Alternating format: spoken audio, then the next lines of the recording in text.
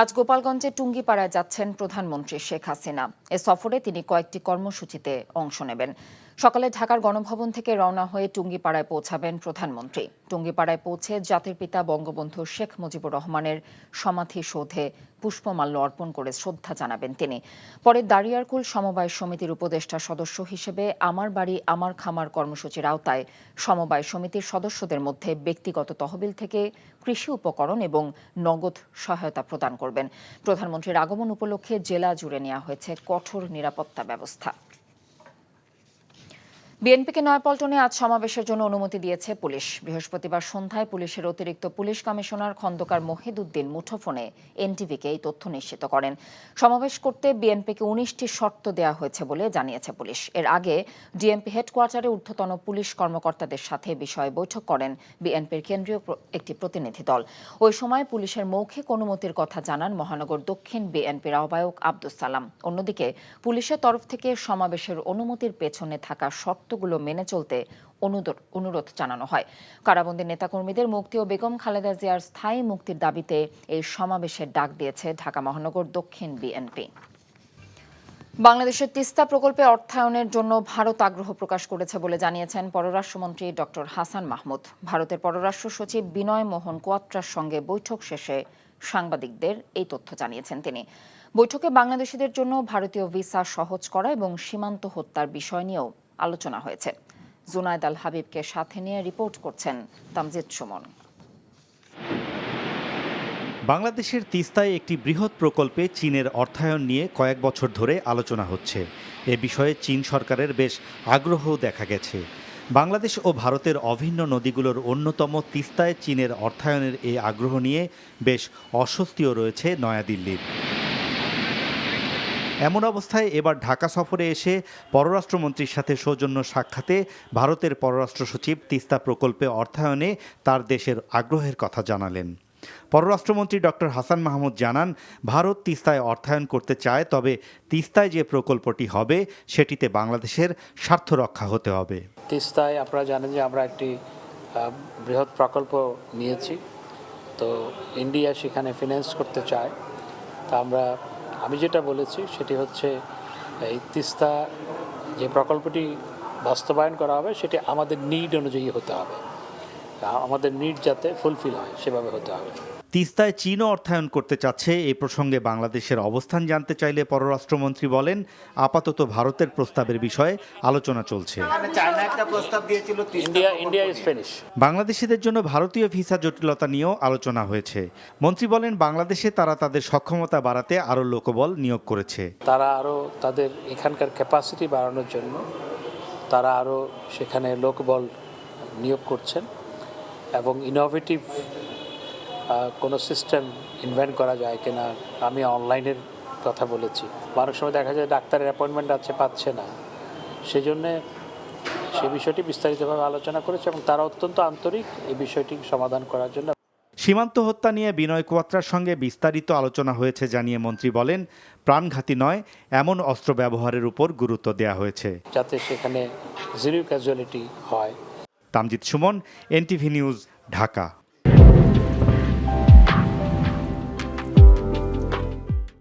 প্রথম ধাপের ১৩৯ উপজেলায় ভোট পড়েছে ৩৬.১%। নির্বাচন কমিশনার মোহাম্মদ আলমগীর বৃহস্পতিবার আগারগাঁওয়ে নির্বাচন ভবনে এই তথ্য জানিয়েছেন। সবচেয়ে কম ভোট পড়েছে কুষ্টিয়া সদর উপজেলায় ১৭%, আর সর্বোচ্চ ভোট পড়েছে জয়পুরহাট জেলার খেতলাল উপজেলায় ৭৩.১%। এর মধ্যে ইভিএম দিয়ে নির্বাচন হয়েছে এমন উপজেলায় ভোট পড়েছে ৩০.৩১%, আর ব্যালটের মাধ্যমে ভোট গ্রহণ হওয়া উপজেলাগুলোতে ভোট পড়েছে ৩৭.২২%।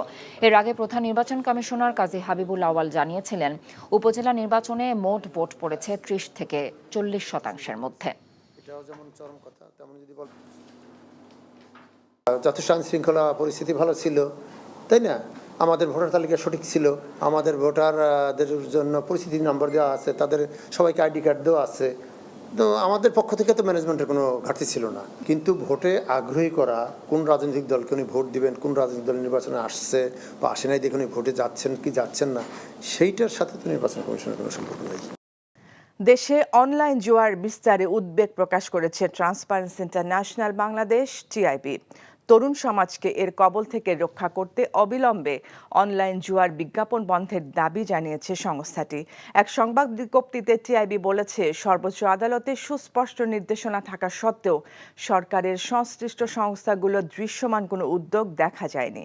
দেশের প্রচলিত আইনে যে কোনো ধরনের জুয়া নিষিদ্ধ হলেও নানা কৌশলে অনলাইন জুয়ার প্রচার ও প্রসার চলছে বলে বিজ্ঞপ্তিতে উল্লেখ করা হয়।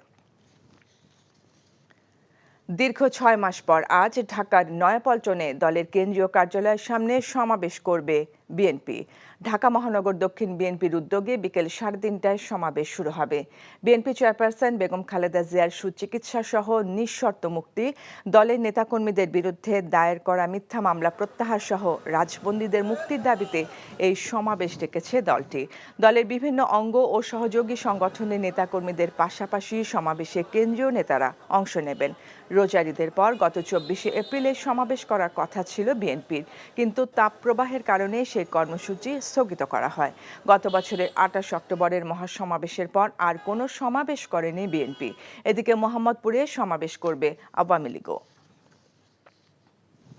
ঢাকায় যুক্তরাষ্ট্রের নতুন রাষ্ট্রদূত হিসেবে ডেভিড স্লেটন মেলকে মনোনীত করেছেন দেশটির president Joe Biden. David Slayton Meale ঢাকায় নিযুক্ত মার্কিন রাষ্ট্রদূত পিটার হাসের স্থলাভিষিক্ত হচ্ছেন।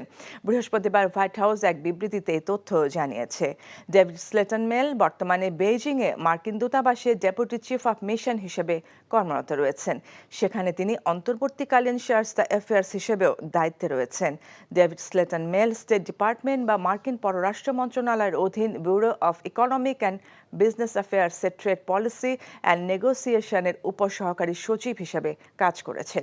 এছাড়াও তিনি ঢাকাস্থ মার্কিন দূতাবাসের ডেপুটি চিফ অফ মিশন, ইউক্রেনের কিয়েভে মার্কিন দূতাবাসে অর্থনৈতিক বিষয়ক পরামর্শদাতা এবং চীন, হংকং, তাইওয়ান, গিনি ও ওয়াশিংটনের স্টেট ডিপার্টমেন্টের হয়ে নানা দায়িত্ব পালন করেছেন। খেলার খবর ক্রিকেট। আজ মিরপুর শেরেবাংলা স্টেডিয়ামে চতুর্থ টি-20তে জিম্বাবুয়ের মুখোমুখি হবে বাংলাদেশ। খেলাটি শুরু হবে সন্ধ্যা 6টায়। বৃহস্পতিবার চতুর্থ টি-20-র আগে 2 ভাগে ব্যাটিং অনুশীলন করে বাংলাদেশ দল। তানজিদ তামিম, সৌম্য ও নাজমুল শান্তদের ব্যাটিং অনুশীলনের পাশাপাশি সাকিব ও তাওহিদ হৃদয়রাও ঘাম ছড়িয়েছেন। এদিন লিটনকে দলের সঙ্গে অনুশীলন করতে দেখা যায়নি। এমন পরিস্থিতিতে উদ্বোধনী জুটিতে দেখা যেতে পারে তানজিদ তামিম ও সৌম্যকে। এছাড়াও সাকিব ও মুস্তাফিজ দলে ফেরায় একাদশে পরিবর্তন আসাটা অনেকটাই অনুমেয়। জিম্বাবুয়ের বিপক্ষে প্রথম 3 টি-20তে জয় পেলেও প্রতিপক্ষকে সহজ মানছেন না তাসকিন। গোপালগঞ্জের টুঙ্গিপাড়ায় জাতির পিতা বঙ্গবন্ধু শেখ মুজিবুর রহমানের সমাধিসৌধে পুষ্পস্তবক অর্পণ, ফাতেহা পাঠ ও মোনাজাত করেছেন প্রধানমন্ত্রী শেখ হাসিনা। সকাল 9:45টায় সড়ক পথে গোপালগঞ্জের টুঙ্গিপাড়ায় পৌঁছেই জাতির পিতার সমাধিতে দোয়া ও মোনাজাতে অংশ নেন তিনি। এরপর গোপালগঞ্জের টুঙ্গিপাড়া উপজেলা আওয়ামী কার্যালয়ে দরিয়ারকুল গ্রাম উন্নয়ন সমিতির সদস্যদের সাথে মতবিনিময় ও সুবিধাবঞ্চিতদের মধ্যে কৃষি ও শিক্ষা উপকরণ বিতরণ অনুষ্ঠানে অংশ নেন প্রধানমন্ত্রী। এরপর সেখানে টুঙ্গিপাড়া উপজেলা মডেল মসজিদ ও ইসলামিক সাংস্কৃতিক কেন্দ্র পরিদর্শন করবেন শেখ হাসিনা। আজ বিকেল 5টায় সড়ক পথে ঢাকার উদ্দেশ্যে রওনা হবার কথা রয়েছে প্রধানমন্ত্রী শেখ হাসিনার। গোপালগঞ্জের টুঙ্গিপাড়া উপজেলা আওয়ামী লীগের কার্যালয়ে দরিয়ারকুল গ্রাম উন্নয়ন সমিতির সদস্যদের সাথে এই মুহূর্তে মতবিনিময় সভায় বক্তব্য রাখছেন প্রধানমন্ত্রী শেখ হাসিনা। আমরা সরাসরি যাচ্ছি তার বক্তব্যে। সে উৎপাদন থেকে কেউ যদি 100 টাকা জমাতে পারে তাহলে সরকারের কাছ থেকে আরও 100 টাকা দেওয়া হবে 2 বছরের জন্য। সেটা জমা হবে তার মূলধন হিসেবে। এবং আমি এর জন্য একটা ব্যাংক তৈরি করেছি, পল্লী সঞ্চয় ব্যাংক। এই পল্লী সঞ্চয় ব্যাংকে এটা থাকবে এবং পল্লী সঞ্চয় ব্যাংকের আস্তে আস্তে প্রকল্প থেকে যারা একটু স্বাবলম্বী হয়ে ওই পল্লী সঞ্চয় ব্যাংকেই তাদের টাকা থাকবে, সেটাই তার মূলধন হিসেবে তিনি যে ব্যবসা বাণিজ্য যেটাই করেন, হাঁস মুরগি পালন বা চাষ করা বা হাতে সেলাই করা, যে কাজ যে পারবে সেই কাজ করে ওই ব্যাংকের থেকেই টাকা নেবেন এবং কাজ করবেন, আবার ব্যাংকে লোন শোধ দেবেন, অর্থাৎ সম্পূর্ণভাবে স্বাবলম্বী হবে। এই চিন্তাটা মাথায় রেখে যেটা জাতির পিতা করতেছে যে প্রত্যেকটা পরিবার যেন স্বাবলম্বী হয় এবং দারিদ্র্য থেকে মুক্তি পায়, সেটা লক্ষ্য রেখেই এই ক্ষুদ্র সঞ্চয়ের এই পরিকল্পনা আমি নেই এবং সেটা আমরা বাস্তবায়ন শুরু করি। দুর্ভাগ্যের বিষয় হলো 2001-এ বিএনপি জামাত ক্ষমতায় সেটা বন্ধ করে দেয় একরকম বলতে গেলে, ওটার কার্যকারিতাই থাকে না।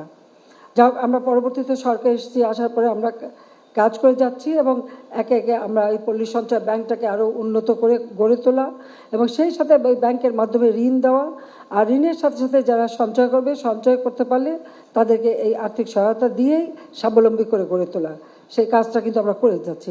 এছাড়াও কর্মসংস্থান ব্যাংক নামে একটা ব্যাংক করেছি, যেখানে আমাদের যুব সমাজ যেমন লেখাপড়া শেখার পাশাপাশি তারা কিন্তু কাজ করতে পারে, আর পাশ করে চাকরির পিছনে না ছুটে নিজের জন্য স্বাবলম্বী হতে পারে, সেটা মাথায় রেখেই এই কর্মসংস্থান ব্যাংক থেকে বিনা জামানতে যাতে ঋণ পায় সেই ব্যবস্থাটা আমরা করে দিয়েছি।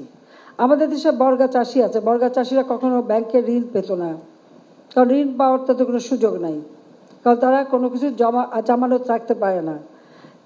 বর্গা চাষিদের জন্য জামানতবিহীন ঋণের ব্যবস্থাও কৃষি ব্যাংক থেকে, সেটাও আমি 96 সালে যখন সরকার ছিলাম তখন করে দিই। এই কারণে যে আমি দেখেছি যে ওই মহাজনের কাছ থেকে অনেক সুদে টাকা নিয়ে তারপর আচ্ছা দিতে পারে না, তার উৎপাদিত পণ্য আর সে ভোগ করতে পারে না, সেই জন্য এই ব্যবস্থাটা আমরা করে দিচ্ছি। পাশাপাশি আমাদের যুব সমাজ জন্য সেখান থেকে লোন নিয়ে তারা নিজেরা কিছু কাজ করবে, এককভাবে অথবা যৌথভাবে তারা নিতে পারে।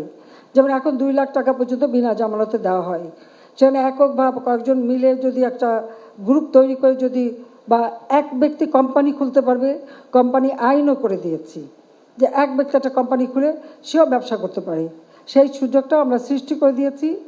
পাশাপাশি আমরা ডিজিটাল বাংলাদেশ করেছি, আজকে কম্পিউটার শিক্ষা দেওয়া, অনলাইনে ব্যবসা করা, অনলাইনে কাজ করা, সেই সুযোগ আমরা করে দিয়েছি। ফ্রিল্যান্সার আমরা ট্রেনিং দিচ্ছি, ট্রেনিং দিয়ে দেশে বসে বিদেশে যাতে অর্থ উপার্জন করতে পারে বা দেশের ভিতরেও কাজ করতে পারে, সেই ব্যবস্থাটা আমরা করে দিয়েছি। আমরা শুনছিলাম প্রধানমন্ত্রীর বক্তব্যের অংশবিশেষ। বাজারে মাছ, মাংস, ডিম সহ সব ধরনের আমিষের দাম চড়া। আরেক দফা বেড়ে মুরগির দামের কেজি 400 টাকা ছাড়িয়েছে।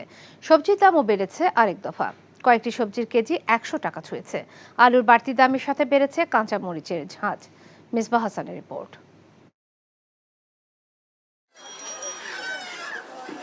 দ্রব্যমূল্যের ঊর্ধ্বগতি যেন গ্রীষ্মের উত্তাপকেও ছাড়িয়ে যাচ্ছে। এক সপ্তাহের ব্যবধানে সব মুরগির দাম বেড়েছে কেজিতে 30 থেকে 80 টাকা পর্যন্ত। লেয়ার মুরগির কেজি 400 থেকে 420, যা এক সপ্তাহ আগে ছিল 350 টাকা। মাছ যেন ধরাছোঁয়ার বাইরে। গরিবের পাঙাশ আকার ভেদে বিক্রি হচ্ছে 180 থেকে 260 টাকা পর্যন্ত। বেড়েছে আলু, বেগুন, টমেটো সহ কয়েকটি সবজির দাম। স্বস্তি নেই পেঁয়াজের বাজারেও। ডিমের দামও বেড়েছে হালিতে 5 থেকে 10 টাকা। চাকরিজীবী এই দম্পতি কয়েকটি দোকান ঘুরে আলু কিনেছেন 70 টাকায়, যা গেল সপ্তাহে ছিল 50 টাকা। সিন্ডিকেটের কাছে সাধারণ ক্রেতারা কতটা অসহায় তাই ফুটে উঠল তার কথায়। বাজারে সব জায়গাতেই ফিক্স প্রাইস, মানে একই একটা সিন্ডিকেট চালু হয়েছে, 80 মানে সব জায়গাতেই 80, 100 মানে সব জায়গাতেই 100। চাকরির সুবাদে ঢাকায় থাকেন কলকাতার এই ক্রেতা। নিত্যপণ্যের দাম বৃদ্ধির অস্বাভাবিকতা দেখছেন তিনি। কলকাতার পরে এখানে সবকিছুরই দাম সবসময় মনে হয় অনেক বেশি, অল দ্য টাইম। নিম্ন বর্গের মানুষজনের একটু প্রবলেম হচ্ছে, বাট নর্মালি যারা আমাদের মতো বা যারা অন্য যাদের দেখছি তাদের খুব একটা এফেক্ট করছে বলে মনে হয় না। কেউ দাম করতেও দিচ্ছে না, এটা দাও এটা দাও এটা দাও নিয়ে চলে গেল। So that is something which is alarming. এটা মানে ঠিক নয় আর কি টেকনিক্যালি। বিক্রেতাদের দাবি খরায় পণ্যের উৎপাদন কমেছে, সরবরাহ কম হওয়ায় বেড়েছে দাম। তবে ক্রেতাদের অভিযোগ এগুলো অজুহাত মাত্র। ছোট থেকে ধরে বড় যা আছে সব এবার 500 টাকার নিচে মাছ নাই। কাজকি মাছের কেজি 500 কিনতে গেলে আমরা খামারিরা বলতেছে না এই রেটে নেন নাইলে বাদ কি করার আছে। আমরা বলার মতো আমি তেমন কোনো কিছু পাইবো না, কারণ আমরা বাজারে যে আসি আমাদের না বিশ্বাস উঠে গেছে। বাজারে দামের অবস্থা তো খুবই দুর্বিষহ, কারণ আমরা যারা সাধারণ জনগণ আছি তাদের তো খুব বেহাল অবস্থা। বিক্রেতা তারা তো তাদের লাভ করবেই, মিডলম্যান রাস্তাঘাটে চাঁদাবাজি, রাস্তাঘাটে ট্রান্সপোর্টেশন টাকাটা খেয়ে ফেলতেছে। চাল, ডাল, আটা, ময়দা, চিনি ও তেলের মতো নিত্যপণ্যের দামও উচ্চ মূল্যে স্থিতিশীল। Misbah Hasan, NTV news, Dhaka. আসছে হিট ওয়েভকে সামনে রেখে লোডশেডিং হতে পারে উল্লেখ করে বিদ্যুৎ প্রতিমন্ত্রী নসরুল হামিদ বিপু বলেছেন, গ্রামে লোডশেডিং কমিয়ে ঢাকা ও আশপাশের এলাকায় সমন্বয় করা হবে। সকালে রাজধানীর বাড়িধারায় নিজ বাসভবনে সাংবাদিকদের ব্রিফিংয়ে একথা বলেন মন্ত্রী। দেশের মানুষকে নিরবচ্ছিন্ন বিদ্যুৎ সরবরাহে সরকার কাজ করছে উল্লেখ করে মন্ত্রী বলেন, নেপাল থেকে আমদানিকৃত 40 মেগাওয়াট বিদ্যুৎ আগামী মাসে জাতীয় গ্রিডে যুক্ত হবে। এছাড়া আগামী বছর থেকে রূপপুর পারমাণবিক বিদ্যুৎ কেন্দ্র উৎপাদনে যাবে। তখন লোডশেডিং অনেকাংশে কমে আসবে বলে জানান তিনি।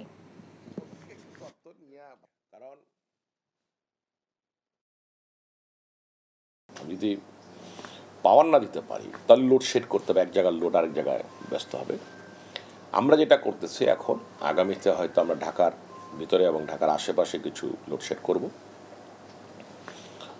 কিছুটা যদি করতে হয়, যদি আমাদের প্রয়োজন হয়, আর আমি মনে করতেছি যে প্রয়োজন হবে না হয়তো।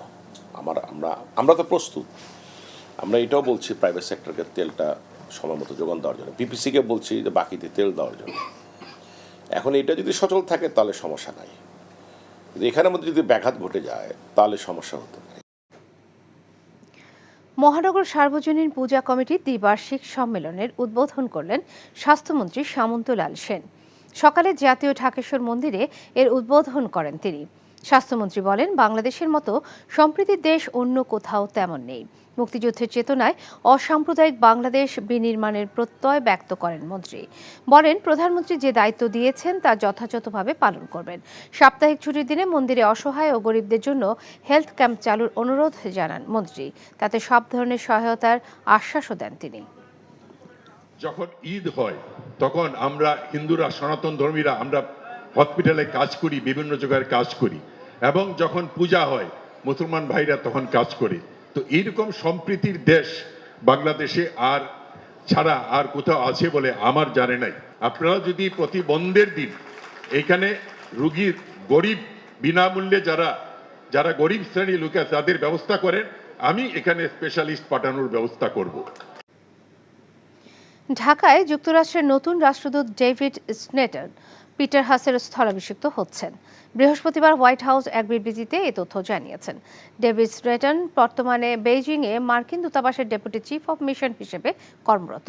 সেখানে তিনি অন্তর্বর্তীকালীন চার্জ দ্য অ্যাফেয়ার্সের দায়িত্বে রয়েছেন। স্লেটন স্টেট ডিপার্টমেন্টের অধীনে bureau of economic and business অ্যাফেয়ার্সের ট্রেড পলিসি অ্যান্ড নেগোসিয়েশনের উপসহকারী সচিব হিসেবে কাজ করছেন। এছাড়াও তিনি ঢাকাস্থ মার্কিন দূতাবাসের ডেপুটি চিফ অব মিশন, ইউক্রেনের কিয়েভে মার্কিন দূতাবাসে অর্থনৈতিক বিষয়ক পরামর্শদাতা এবং চীন, হংকং, তাইওয়ান, গিনি ও ওয়াশিংটনে স্টেট ডিপার্টমেন্টের নানা দায়িত্ব পালন করছেন। প্রত্যেক মানুষকে স্বাবলম্বী করতে সরকার নানামুখী উদ্যোগ নিয়েছে জানিয়ে প্রধানমন্ত্রী শেখ হাসিনা বলেছেন, তরুণ সমাজকে চাকরির পেছনে না ছুটে উদ্যোক্তা হতে হবে। নিজের নির্বাচনী এলাকার সকল জমি সমবায়ের মাধ্যমে চাষের ব্যবস্থা করা হবে বলে জানান তিনি। টুঙ্গিপাড়ার মতো সারা দেশে সমবায়ের মাধ্যমে কৃষি উৎপাদন বাড়ানোর ধারণা ছড়িয়ে দেওয়ার আহ্বান জানান প্রধানমন্ত্রী।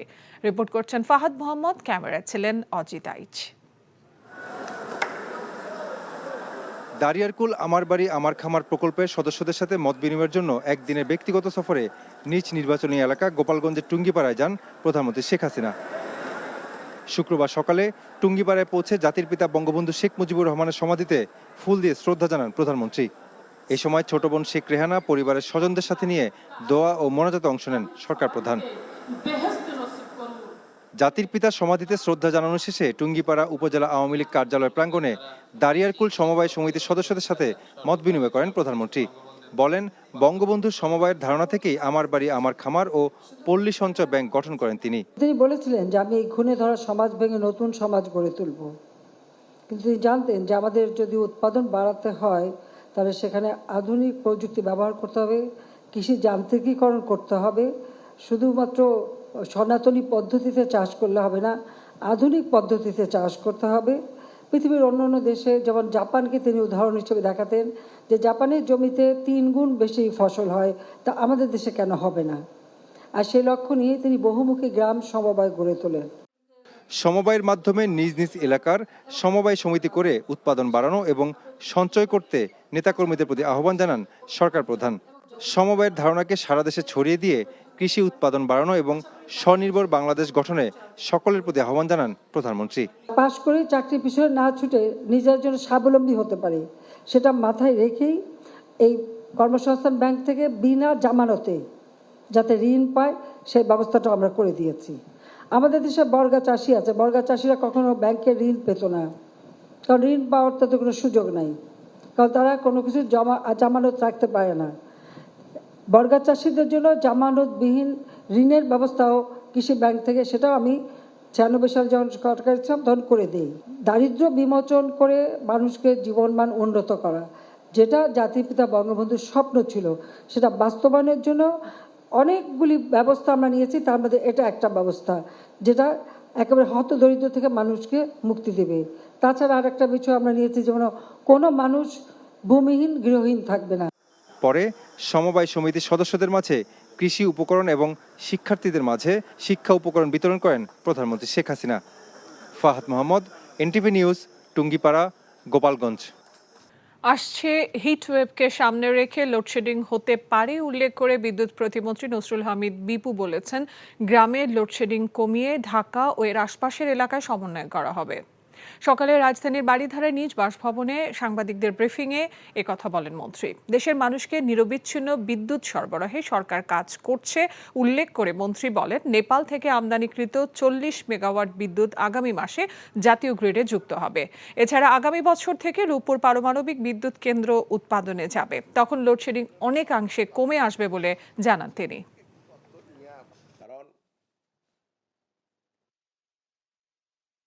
যদি পাওয়ার না দিতে পারি তাহলে লোডশেড করতে হবে, এক জায়গার লোড আরেক জায়গায় ব্যস্ত হবে। আমরা যেটা করতেছি এখন, আগামীতে হয়তো আমরা ঢাকার ভিতরে এবং ঢাকার আশেপাশে কিছু লোডশেড করব। কিছুটা যদি করতে হয়, যদি আমাদের প্রয়োজন হয়, আর আমি মনে করতেছি যে প্রয়োজন হবে না হয়তো। আমরা তো প্রস্তুত। আমরা এটাও বলছি প্রাইভেট সেক্টরকে তেলটা সময় মতো যোগান দেওয়ার জন্য, পিপিসিকে বলছি যে বাকিতে তেল দেওয়ার জন্য। এখন এটা যদি সচল থাকে তাহলে সমস্যা নাই, কিন্তু এখানের মধ্যে যদি ব্যাঘাত ঘটে যায় তাহলে সমস্যা হতে পারে। বাজারে মাছ, মাংস, ডিম সহ সব ধরনের আমিষের দাম চড়া। আরেক দফা বেড়ে মুরগির দামের কেজি 400 টাকা ছাড়িয়েছে। সবজির দামও বেড়েছে আরেক দফা। কয়েকটি সবজির কেজি 100 টাকা ছুঁয়েছে। আলুর বাড়তি দামের সাথে বেড়েছে কাঁচামরিচের ঝাঁঝ। মেজবা হাসানের রিপোর্ট।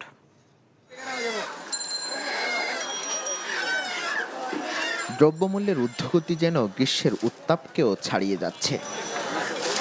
এক সপ্তাহের ব্যবধানে সব মুরগির দাম বেড়েছে কেজিতে 30 থেকে 80 টাকা পর্যন্ত। লেয়ার মুরগির কেজি 400 থেকে 420, যা এক সপ্তাহ আগে ছিল 350 টাকা। মাছ যেন ধরাছোঁয়ার বাইরে। গরিবের পাঙাশ আকার ভেদে বিক্রি হচ্ছে 180 থেকে 260 টাকা পর্যন্ত। বেড়েছে আলু, বেগুন, টমেটো সহ কয়েকটি সবজির দাম। স্বস্তি নেই পেঁয়াজের বাজারেও। ডিমের দামও বেড়েছে হালিতে 5 থেকে 10 টাকা। চাকরিজীবী এই দম্পতি কয়েকটি দোকান ঘুরে আলু কিনেছেন 70 টাকায়, যা গেল সপ্তাহে ছিল 50 টাকা। সিন্ডিকেটের কাছে সাধারণ ক্রেতারা কতটা অসহায় তাই ফুটে উঠল তার কথায়। বাজারে সব জায়গাতেই ফিক্স প্রাইস, মানে একই একটা সিন্ডিকেট চালু হয়েছে। 80 মানে সব জায়গাতেই 80, 100 মানে সব জায়গাতেই 100। চাকরির সুবাদে ঢাকায় থাকেন কলকাতার এই ক্রেতা। নিত্যপণ্যের দাম বৃদ্ধির অস্বাভাবিকতা দেখছেন তিনি। কলকাতার পরে এখানে সবকিছুরই দাম সবসময় মনে হয় অনেক বেশি, অল দ্য টাইম। নিম্ন বর্গের মানুষজনের একটু প্রবলেম হচ্ছে, বাট নর্মালি যারা আমাদের মতো বা যারা অন্য যাদের দেখছি তাদের খুব একটা এফেক্ট করছে বলে মনে হয় না। কেউ দাম করতেও দিচ্ছে না, এটা দাও এটা দাও এটা দাও নিয়ে চলে গেল। So that is something which is alarming. এটা মানে ঠিক নয় আর কি টেকনিক্যালি। বিক্রেতাদের দাবি খরায় পণ্যের উৎপাদন কমেছে, সরবরাহ কম হওয়ায় বেড়েছে দাম। তবে ক্রেতাদের অভিযোগ এগুলো অজুহাত মাত্র। ছোট থেকে ধরে বড় যা আছে সব এবার 500 টাকার নিচে মাছ নাই। কাজকি মাছের কেজি 500। কিনতে গেলে আমরা খামারিরা বলতেছে না এই রেটে নেন নাইলে বাদ না, কি করার আছে। আমরা বলার মতো আমি তেমন কোনো কিছু পাইবো না, কারণ আমরা বাজারে যে আসি আমাদের না বিশ্বাস উঠে গেছে। বাজারে দামের অবস্থা তো খুবই দুর্বিষহ, কারণ আমরা যারা সাধারণ জনগণ আছি তাদের তো খুব বেহাল অবস্থা। বিক্রেতা তারা তো তাদের লাভ করবেই, মিডলম্যান রাস্তাঘাটে চাঁদাবাজি, রাস্তাঘাটে ট্রান্সপোর্টেশন টাকাটা খেয়ে ফেলতেছে। চাল, ডাল, আটা, ময়দা, চিনি ও তেলের মতো নিত্যপণ্যের দামও উচ্চ মূল্যে স্থিতিশীল। নতুন করে বেড়েছে মশলার দাম। Misbah Hasan, NTV news, Dhaka. গৃহায়ন ও গণপূর্ত মন্ত্রী ওবায়দুল মোক্তাদির চৌধুরী বলেছেন, প্রতিষ্ঠার পর থেকে ধর্মনিরপেক্ষ রাষ্ট্র বিনির্মাণে বঙ্গবন্ধুর আদর্শকে ধারণ করেই বাংলাদেশ ছাত্রলীগ কাজ করে যাচ্ছে। দুপুরে ব্রাহ্মণবাড়িয়া জেলা ছাত্রলীগের কর্মী সভায় প্রধান অতিথির বক্তব্যে এসব কথা বলেন তিনি। প্রধানমন্ত্রী শেখ হাসিনার ভিশন স্মার্ট বাংলাদেশ গঠনের লড়াইয়ে ছাত্রলীগ সর্বতোভাবে পাশে থাকবে বলে প্রত্যাশা করেন মন্ত্রী। শহরের বঙ্গবন্ধু স্কোয়ারে আয়োজিত সভায় জেলা ছাত্রলীগের সভাপতি রবিউল হোসেন রুবেলের সভাপতিত্বে স্বাগত বক্তব্য রাখেন জেলা ছাত্রলীগের সাধারণ সম্পাদক শাহাদাত হোসেন শোভন।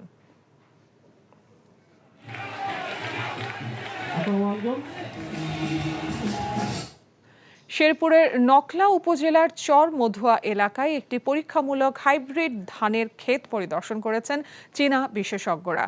বিকেলে ওই এলাকার কৃষক হুমায়ুন মিয়ার জমিতে পরীক্ষামূলকভাবে চীনা হাইব্রিড ধান আপনের প্রদর্শনী ক্ষেত পরিদর্শন করেন তারা।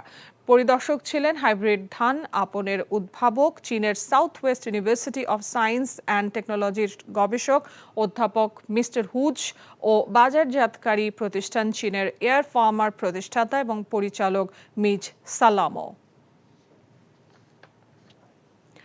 মাদারীপুর সদরে ব্রি ধান 92 ও ব্রি ধান 29 জাতের বোরো ধানের প্রদর্শনী, শস্য কর্তন ও মাঠ দিবস অনুষ্ঠিত হয়েছে। সকালে সদর উপজেলার ছিলারচর এলাকায় এই অনুষ্ঠানে প্রধান অতিথি হিসেবে বক্তব্য রাখেন মাদারীপুর জেলা কৃষি সম্প্রসারণ অধিদপ্তরের উপপরিচালক ডক্টর সন্তোষ চন্দ্র চন্দ। বিশেষ অতিথি ছিলেন আন্তর্জাতিক সার উন্নয়ন কেন্দ্রের deputy chief of party doctor Shamsul Kabir ও ডক্টর শাহরুখ আহমেদ। 35 জন পুরুষ মহিলাদের নিয়ে এই মাঠ দিবস অনুষ্ঠিত হয়।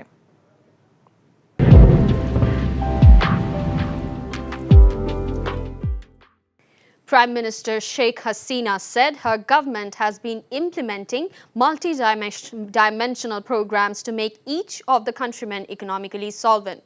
She said this while exchanging views at Tungipara today. তিনি বলেছিলেন যে আমি এই খুনে ধরা সমাজ ভেঙে নতুন সমাজ গড়ে তুলব, কিন্তু তিনি জানতেন যে আমাদের যদি উৎপাদন বাড়াতে হয় তাহলে সেখানে আধুনিক প্রযুক্তি ব্যবহার করতে হবে, কৃষি যান্ত্রিকীকরণ করতে হবে। শুধুমাত্র সনাতনী পদ্ধতিতে চাষ করলে হবে না, আধুনিক পদ্ধতিতে চাষ করতে হবে। পৃথিবীর অন্যান্য দেশে যেমন জাপানকে তিনি উদাহরণ হিসেবে দেখাতেন যে জাপানের জমিতে 3 গুণ বেশি ফসল হয়, তা আমাদের দেশে কেন হবে না। আর সেই লক্ষ্য নিয়ে তিনি বহুমুখী গ্রাম সমবায় গড়ে তোলেন। Squadron leader Asim Zawad, who tragically lost his life in a trainer jet crash in Chattogram, was laid to rest with state honours in his hometown of Manikganj. The funeral parade and second namaz-e-janaza took place today at the Air Force Base in Dhaka Cantonment. Asim was accorded a guard of honour during the ceremony, attended by his family, senior military officials and other ranks. After the funeral parade, the squadron leader was buried with state honours at Manikganj after the third namaz-e-janaza after Jummah prayers. At a briefing today, the State Minister for Power, Nosrul Hamid, said the load shedding will be adjusted to Dhaka and adjacent areas from rural villages in the upcoming heat wave. যদি পাওয়ার না দিতে পারি তাহলে load shade করতে হবে, এক জায়গার load আরেক জায়গায় ব্যস্ত হবে।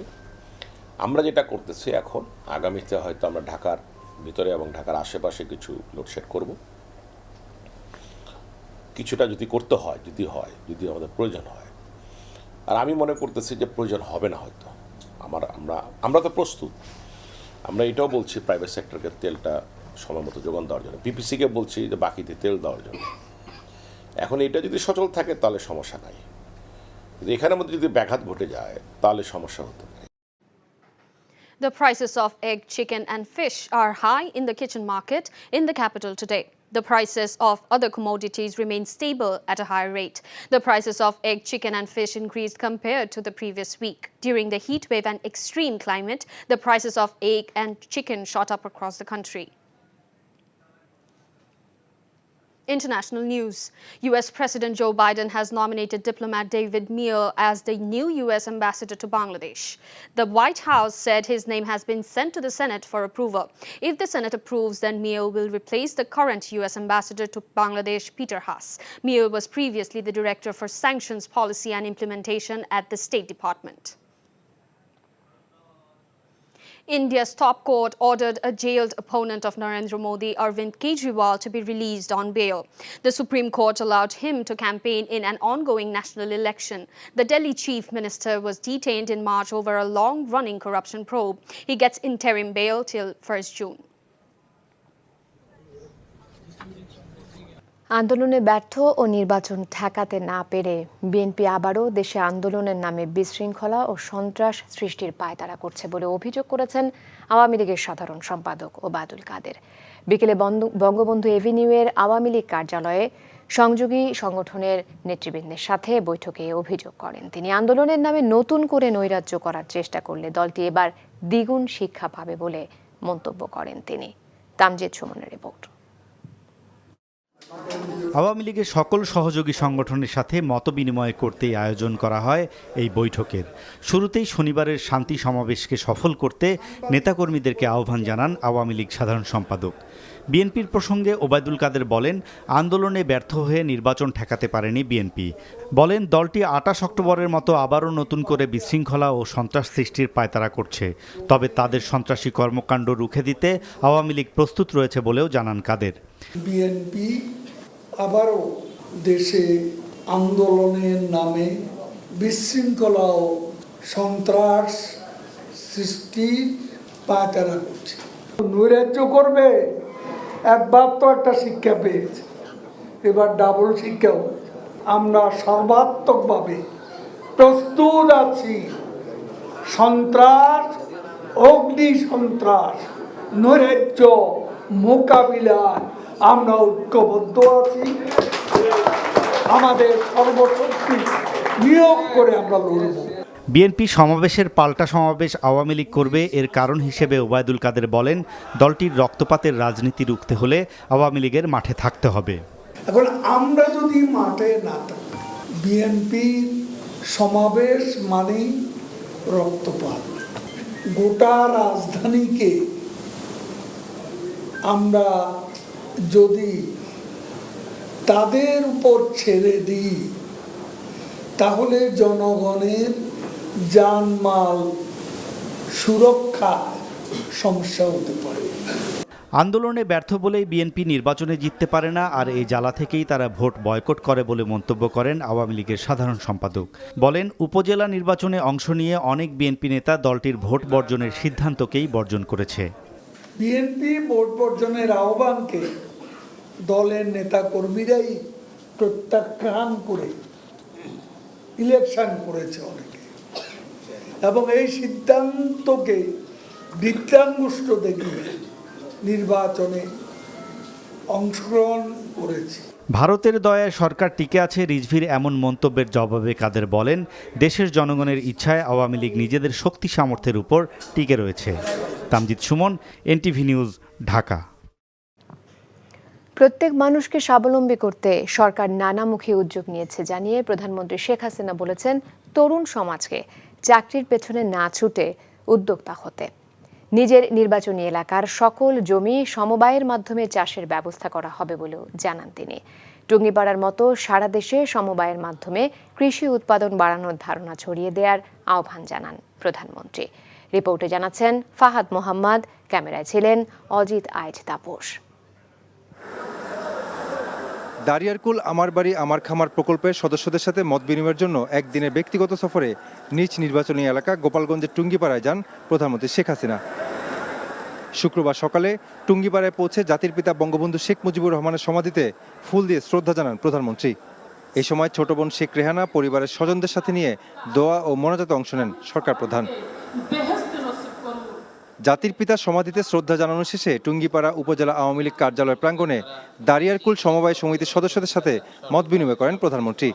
বলেন, বঙ্গবন্ধুর সমবায়ের ধারণা থেকেই আমার বাড়ি আমার খামার ও পল্লী সঞ্চয় ব্যাংক গঠন করেন তিনি। তিনি বলেছিলেন যে আমি এই ঘুণে ধরা সমাজ ভেঙে নতুন সমাজ গড়ে তুলব, কিন্তু তিনি জানতেন যে আমাদের যদি উৎপাদন বাড়াতে হয় তাহলে সেখানে আধুনিক প্রযুক্তি ব্যবহার করতে হবে, কৃষি যান্ত্রিকীকরণ করতে হবে।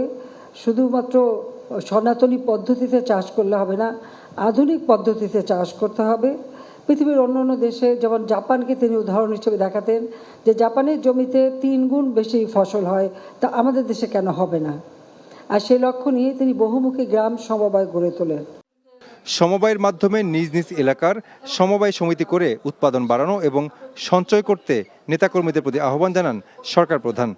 সমবায়ের ধারণাকে সারা দেশে ছড়িয়ে দিয়ে কৃষি উৎপাদন বাড়ানো এবং স্বনির্ভর বাংলাদেশ গঠনে সকলের প্রতি আহ্বান জানান প্রধানমন্ত্রী। পাশ করে চাকরির পিছনে না ছুটে নিজের জন্য স্বাবলম্বী হতে পারে সেটা মাথায় রেখেই এই কর্মসংস্থান ব্যাংক থেকে বিনা জামানতে যাতে ঋণ পায় সেই ব্যবস্থাটা আমরা করে দিয়েছি। আমাদের দেশে বর্গা চাষি আছে, বর্গা চাষিরা কখনো ব্যাংকে ঋণ পেত না, কারণ ঋণ পাওয়ার তো কোনো সুযোগ নাই, কারণ তারা কোনো কিছু জামানত রাখতে পারে না। বর্গা চাষিদের জন্য জামানতবিহীন ঋণের ব্যবস্থাও কৃষি ব্যাংক থেকে, সেটাও আমি 96 সাল যখন সরকার ছিলাম তখন করে দিই। দারিদ্র্য বিমোচন করে মানুষকে জীবনমান উন্নত করা, যেটা জাতির পিতা বঙ্গবন্ধুর স্বপ্ন ছিল, সেটা বাস্তবায়নের জন্য অনেকগুলি ব্যবস্থা আমরা নিয়েছি। তার মধ্যে এটা একটা ব্যবস্থা যেটা একেবারে হতদরিদ্র থেকে মানুষকে মুক্তি দেবে। তাছাড়া আর একটা বিষয় আমরা নিয়েছি, যেমন কোনো মানুষ ভূমিহীন গৃহহীন থাকবে না। পরে সমবায় সমিতির সদস্যদের মাঝে কৃষি উপকরণ এবং শিক্ষার্থীদের মাঝে শিক্ষা উপকরণ বিতরণ করেন প্রধানমন্ত্রী শেখ হাসিনা। Fahad Mohammad, NTV news, Tungipara, Gopalganj.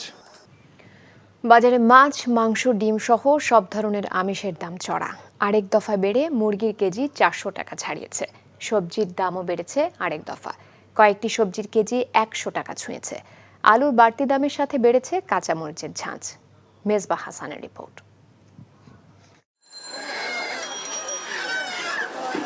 দ্রব্যমূল্যের ঊর্ধ্বগতি যেন গ্রীষ্মের উত্তাপকেও ছাড়িয়ে যাচ্ছে। এক সপ্তাহের ব্যবধানে সব মুরগির দাম বেড়েছে কেজিতে 30 থেকে 80 টাকা পর্যন্ত। লেয়ার মুরগির কেজি 400 থেকে 420, যা এক সপ্তাহে আগে ছিল 350 টাকা। মাছ যেন ধরাছোঁয়ার বাইরে। গরিবের পাঙাশ আকার ভেদে বিক্রি হচ্ছে 180 থেকে 260 টাকা পর্যন্ত। বেড়েছে আলু, বেগুন, টমেটো সহ কয়েকটি সবজির দাম। স্বস্তি নেই পেঁয়াজের বাজারেও। ডিমের দামও বেড়েছে হালিতে 5 থেকে 10 টাকা। চাকরিজীবী এই দম্পতি কয়েকটি দোকান ঘুরে আলু কিনেছেন 70 টাকায়, যা গেল সপ্তাহে ছিল 50 টাকা। সিন্ডিকেটের কাছে সাধারণ ক্রেতারা কতটা অসহায় তাই ফুটে উঠল তার কথায়। বাজারে সব জায়গাতেই ফিক্সড প্রাইস, মানে একই একটা সিন্ডিকেট চালু হয়েছে। 80 মানে সব জায়গাতেই 80, 100 মানে সব জায়গাতেই 100। চাকরির সুবাদে ঢাকায় থাকেন কলকাতার এই ক্রেতা। নিত্যপণ্যের দাম বৃদ্ধির অস্বাভাবিকতা দেখছেন তিনি। কলকাতার পরে এখানে সব কিছুরই দাম সবসময় মনে হয় অনেক বেশি, অল দ্য টাইম। নিম্ন বর্গের মানুষজনের একটু প্রবলেম হচ্ছে, বাট নর্মালি যারা আমাদের মতো বা যারা অন্য যাদের দেখছি তাদের খুব একটা এফেক্ট করছে বলে মনে হয় না। কেউ দাম করতেও দিচ্ছে না, এটা দাও এটা দাও এটা দাও নিয়ে চলে গেল। So that is something which is alarming. এটা মানে ঠিক নয় আর কি টেকনিক্যালি। বিক্রেতাদের দাবি খরায় পণ্যের উৎপাদন কমেছে, সরবরাহ কম হওয়ায় বেড়েছে দাম। তবে ক্রেতাদের অভিযোগ এগুলো অজুহাত মাত্র। ছোট থেকে ধরে বড় যা আছে সব এবার 500 টাকার নিচে মাছ নাই। কাজকি মাছের কেজি 500। কিনতে গেলে আমরা খামারিরা বলতেছে না এই রেট হলে নেন, নাইলে বাদ না, কি করার আছে। আমরা বলার মতো আমি তেমন কোনো কিছু পাইও না, কারণ আমরা বাজারে যে আসি আমাদের না বিশ্বাস উঠে গেছে। বাজারে দামের অবস্থা তো খুবই দুর্বিষহ, কারণ আমরা যারা সাধারণ জনগণ আছি তাদের তো খুব বেহাল অবস্থা। বিক্রেতা তারা তো তাদের লাভ করবেই। মিডলম্যান, রাস্তাঘাটে চাঁদাবাজি, রাস্তাঘাটে ট্রান্সপোর্টেশন, টাকাটা খেয়ে ফেলতেছে। চাল, ডাল, আটা, ময়দা, চিনি ও তেলের মতো নিত্যপণ্যের দামও উচ্চ মূল্যে স্থিতিশীল। নতুন করে বেড়েছে মশলার দাম। Mezba Hasan, NTV news, Dhaka. প্রতিটি পর্যায়ে অতি মুনাফা করার প্রবণতার কারণে নিত্য প্রয়োজনীয় পণ্যের দাম কমছে না বলে জানিয়েছেন ভোক্তা অধিকার সংরক্ষণ অধিদপ্তরের মহাপরিচালক AHM শফিকুজ্জামান। বিকেলে রাজধানীর কারওয়ান বাজারে টিসিবি ভবনে ভোক্তা অধিদপ্তরের সম্মেলন কক্ষে ঢাকা বিভাগে ভোক্তা অধিকার কার্যক্রম শক্তিশালীকরণ বিষয়ক সেমিনারে একথা বলেন তিনি। মৌসুমেও আলু, পেঁয়াজের অতিরিক্ত দাম নিয়েও প্রশ্ন তোলেন তিনি। বলেন, ভোক্তাদের সচেতনতা ছাড়া অসাধু ব্যবসায়ীদের হাত থেকে পরিত্রাণের কোনো উপায় নেই। এছাড়া দাম নিয়ন্ত্রণে আনতে কনজিউমার অ্যাসোসিয়েশন অব বাংলাদেশ ক্যাবের সদস্যদের আরও বলিষ্ঠ ভূমিকা রাখার আহ্বান জানান ভোক্তার মহাপরিচালক। 60 টাকা আমাদের খুচরা পর্যায়ে আলুর দাম হবে। একইভাবে আমাদের পেঁয়াজ যখন ইন্ডিয়া বন্ধ করে দেয় তখন কিন্তু আপনার সেই এক রাতের মধ্যে সেই কৃষকরা যেটি 40 টাকার পেঁয়াজ হতো হাটে বিক্রি হতো, সেটি এক রাতে কিন্তু তারাও 90 টাকা বিক্রি করে। তাহলে কিন্তু এই বিষয়গুলো শুরু হয় সেই কৃষক পর্যায় থেকে প্রতিটা ধাপে ধাপে আমাদের যে সিস্টেম এখন আমাদের সেটি বিভিন্ন হাত বদলের যে সিস্টেম সেইভাবে বেড়ে যাচ্ছে। ঢাকায় যুক্তরাষ্ট্রের নতুন রাষ্ট্রদূত ডেভিড স্লটন পিটার হাসের স্থলাভিষিক্ত হচ্ছেন। বৃহস্পতিবার হোয়াইট হাউস এক বিবৃতিতে এই তথ্য জানিয়েছে। ডেভিড স্লটন বর্তমানে বেইজিংয়ে মার্কিন দূতাবাসে ডেপুটি চিফ অব মিশন হিসেবে কর্মরত। সেখানে তিনি অন্তর্বর্তীকালীন চার্জ দ্য অ্যাফেয়ার্সের দায়িত্বে রয়েছেন। স্লটন স্টেট ডিপার্টমেন্টের অধীনে bureau of economic and business অ্যাফেয়ার্সের ট্রেড পলিসি অ্যান্ড নেগোসিয়েশনের উপসহকারী সচিব হিসেবে কাজ করেছেন। এছাড়াও তিনি ঢাকাস্থ মার্কিন দূতাবাসে ডেপুটি চিফ অব মিশন, ইউক্রেনের কিয়েভে মার্কিন দূতাবাসে অর্থনৈতিক বিষয়ক পরামর্শদাতা এবং চীন, হংকং, তাইওয়ান, গিনি ও ওয়াশিংটনে স্টেট ডিপার্টমেন্টের নানা দায়িত্ব পালন করেছেন। আসছে হিটওয়েভকে সামনে রেখে লোডশেডিং হতে পারে উল্লেখ করে বিদ্যুৎ প্রতিমন্ত্রী নসরুল হামিদ বিপু বলেছেন, গ্রামে লোডশেডিং কমিয়ে ঢাকা ও আশপাশের এলাকায় সমন্বয় করা হবে। সকালে রাজধানীর বাড়িধারায় নিজ বাসভবনে সাংবাদিকদের ব্রিফিংয়ে একথা বলেন মন্ত্রী।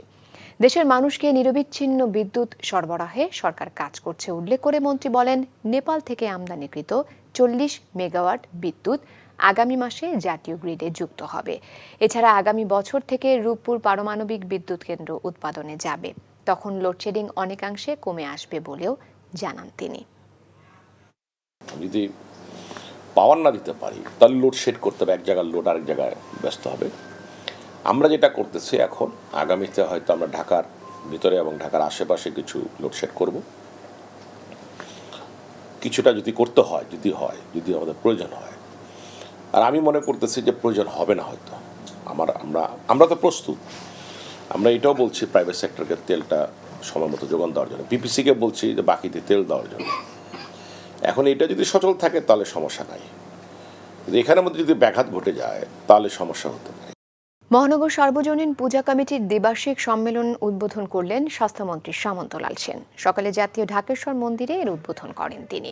স্বাস্থ্যমন্ত্রী বলেন, বাংলাদেশের মতো সম্প্রীতির দেশ অন্য কোথাও তেমন নেই। মুক্তিযুদ্ধের চেতনায় অসাম্প্রদায়িক বাংলাদেশ বিনির্মাণের প্রত্যয় ব্যক্ত করেন মন্ত্রী। বলেন, প্রধানমন্ত্রী যে দায়িত্ব দিয়েছেন তা যথাযথভাবে পালন করবেন। সাপ্তাহিক ছুটির দিনে মন্দিরে অসহায় ও গরিবদের জন্য হেলথ ক্যাম্প চালুর অনুরোধ জানান মন্ত্রী। তবে তাতে সব ধরনের সহায়তার আশ্বাসও দেন তিনি।